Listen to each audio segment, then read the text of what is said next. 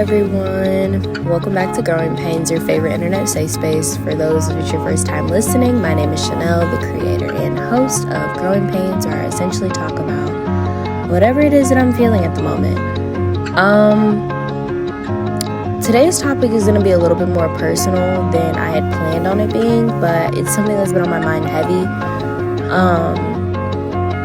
And I want you guys to stick with me because at first it's going to be like, okay, I'm not really sure what you're getting at. And then hopefully towards the end, if executed properly, it'll make a little bit more sense.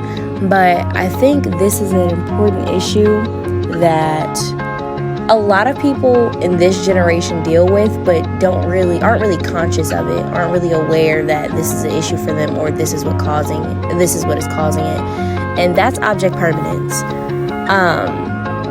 For starters, object permanence is basically like the understanding that things continue to exist even when we can't see them. Kind of like that peekaboo narrative, like with babies. They get it eventually, but it takes a while. So just being able to understand that things exist beyond your comprehension and beyond your understanding and sight. It's usually something discussed amongst babies and children in a developmental stage, when they get to understand that, hey, just because I can't see you, there's something behind it, back to the peekaboo thing. And I noticed this start this very simple and very fundamental, basic idea and learning and skill affects everyone very differently. For me, object permanence shows up a lot in my relationships and the way I interact with people. My friendships a little bit more specifically, but as of recently, I've just become more aware of how object permanence plays a role in my life and how it plays a role in everyone else's life around me and how it affects the way they interact with me. I kind of just thought about it from a standpoint of nowadays with social media and instant messaging, we're used to everything being immediate. Have you ever noticed how we get anxious if someone doesn't reply right away? If you send a text and you don't get an immediate response, how it just kind of makes you feel a little on edge. And it might be connected to how we deal with object permanence. For example, in relationships, and my friendships more specifically, I'm a very high maintenance friend. Anyone that's friends with me, they'll tell you that I love to be around my friends. And I think part of the reason is because I don't have any siblings. And when you're the only child, it shows up in two ways. It either affects the way you socialize in two very different ways. For one, it either makes you hypersocial, or two, it makes you very antisocial. And for me, it made me very hypersocial because I don't have that understanding of a relationship that's not necessarily family, but also more so less formal than family, but also very connected. I don't really have that. I don't have siblings, so I can't really explain what that relationship is like. So I take my friendships very seriously. Not saying that you can have siblings and you don't take your friendships as seriously, but I've noticed, at least from my observation, that people with siblings definitely respond differently in their friendships, and I think I take it seriously because I don't have an in-between when it comes to those relationships. So I am a very high maintenance friend. Not saying I require a lot, but I do. If I'm friends with you, I'm going to want to hang out with you a little bit more often than a person who can go months and months without talking. And I do still have friendships where I can go months and months without talking to them, but those are usually built off friendships where they did require a lot of high maintenance at the beginning. At some point in time, we were hanging out on a regular basis, and it easily, obviously just slowed up due to life circumstances. But back to the topic at hand. In those friendships, I find it very hard to be intentional with those people and be aware of those people if they're not in my face, if I'm not spending time with them on a daily basis. And I think that's highly due to the way we respond to object permanence. My friends that I'm seeing every day versus the friends I only talk to once or twice on social media, there's going to be a different way that I perceive those people. And I want to be my goal, for, I guess, my summer goal as of right now has to been just as intentional with those people that I'm not seeing every single day as intentional as the people that I'm seeing every single day. Me and my boyfriend are long distance, so it's a constant effort to be intentional with him and to want to spend time and interact with him, even though I'm not seeing him every single day. And I think Object permanence also plays a role in the fact that, like, with social media and us being used to getting those immediate gratifications and always being able to see those results and see those responses and see those interactions in an instant, having to maintain relationships in real life outside of that can be very difficult. Me specifically, it's hard to want to genuinely call someone or spend time with them if I feel like I just sent you 16 Instagram reels, like in some way, shape, or form I'm still interacting with you. So it can be hard. It definitely can be very difficult to, as a person right now in the digital age, where I can message you right now and I could also choose to hang out with you. One is going to be easier and more convenient. So always being more intentional has been a goal for me. And definitely been something I've struggled with a lot in the past. And what kind of brought me to this, to have this realization, was someone, I'm just gonna leave his identity anonymous, like for the sake of his family and other friends. Someone I went to high school with recently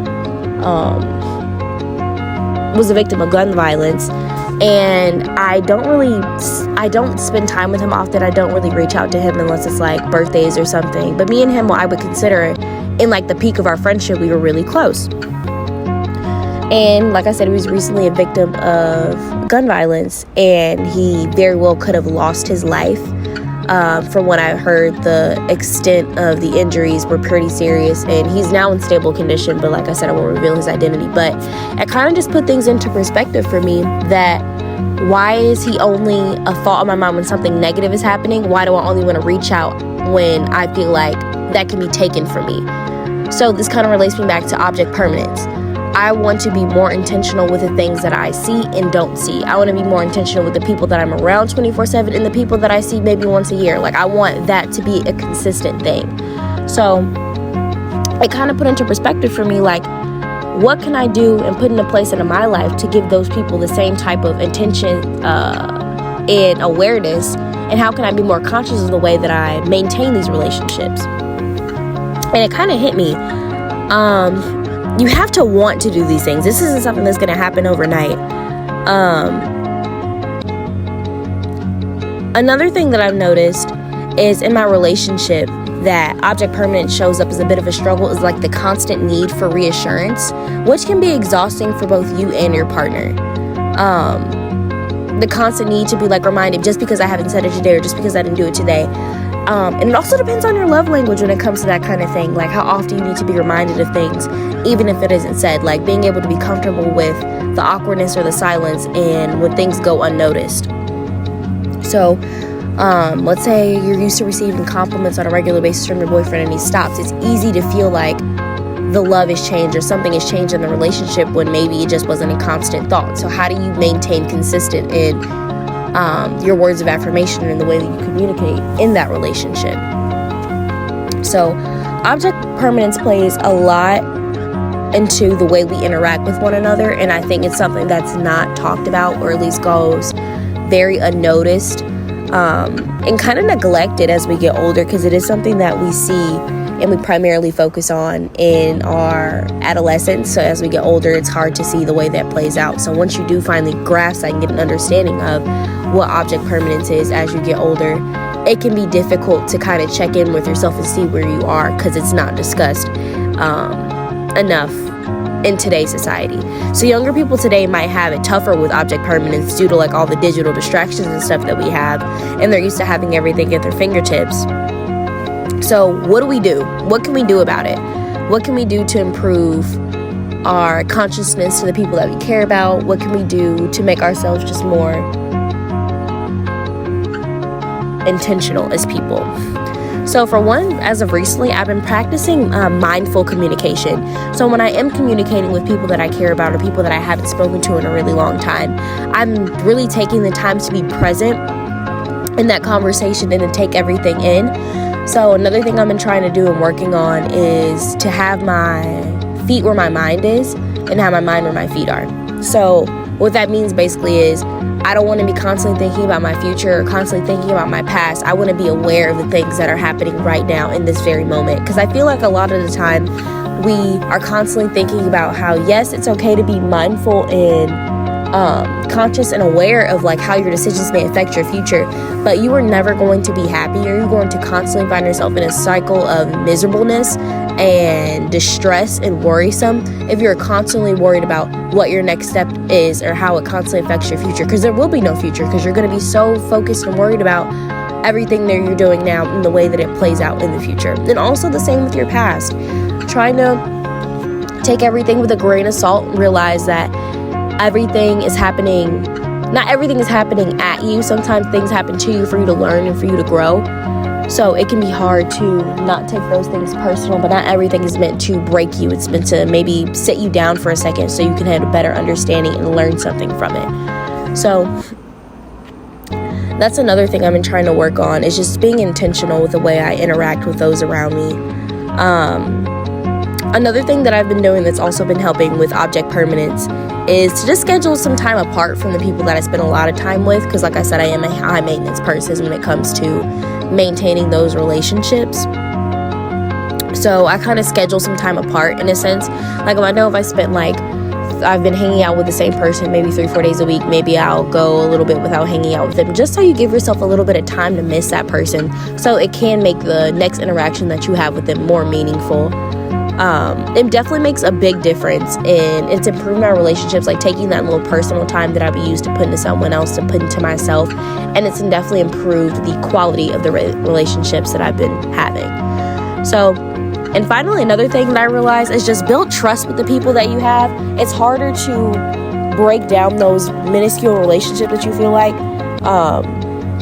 when there's no lack of trust. And that's just not like romantic partners, that's family relationships, that's your romantic relationships to your friendships. There has to be some level of trust, knowing that like, hey, kind of like back to the peekaboo thing. When you build trust with that thing, you have to realize that like, hey, behind those hands, I know there's a person, because I built that trust every time they reveal themselves, and this time isn't going to be any different. So building that trust through consistency will also help a lot too.